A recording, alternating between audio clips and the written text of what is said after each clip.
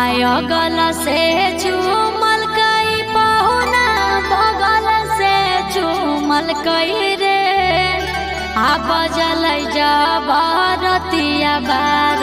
घुंघूटा उठल कई रे कमर में दर्द कबारा रे सैया मारा रे रे छौड़ा कमर में दर्द कबारा रे सैया मारा रे रे छौड़ा।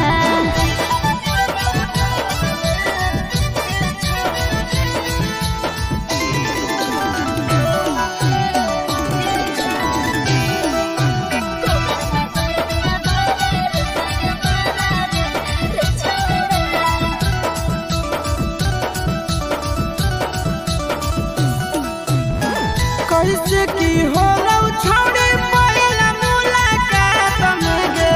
सट गेलै सैया हमर करते करते बात रे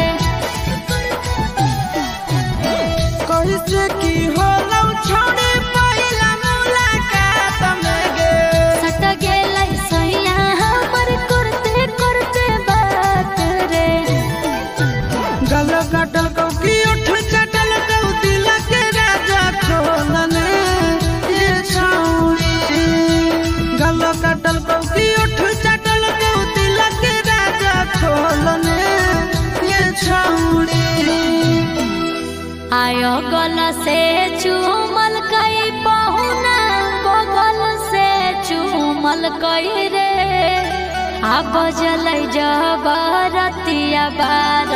घुंघूटा उठल कई रे कमर में दर्द कबारा रे सैया मारा रे रे छौड़ा कमर में दर्द कबारा रे सैया मारा रे रे छौड़ा।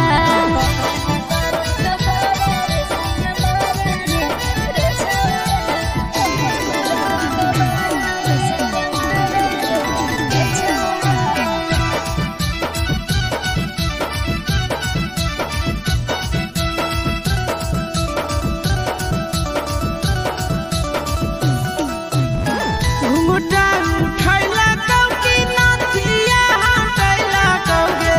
अंगूरी दबा के पियावा प्यार शुरू कैला कई रे घुंघटा उठैला कौ की नथिया हटैला कौ गे अंगूरी दबा के पियावा प्यार शुरू कैला कई रे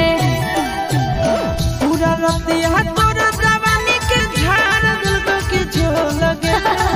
ए छौड़ी चुप पूरा रतिया तोर जवानी के झाड़ दिल के झोल गे ए छौड़ी। अगल से छुअल कई पहुना बगल से छुअल कई रे आ बजल जबरतिया बार घुंघूटा उठल कई रे कमर में दर्द कबारा